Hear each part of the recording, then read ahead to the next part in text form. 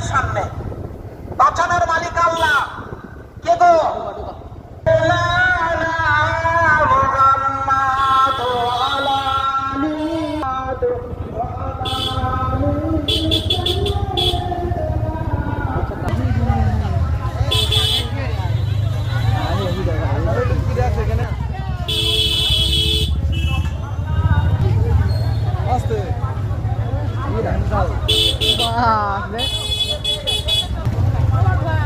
ভালো করে বোঝার চেষ্টা করুন।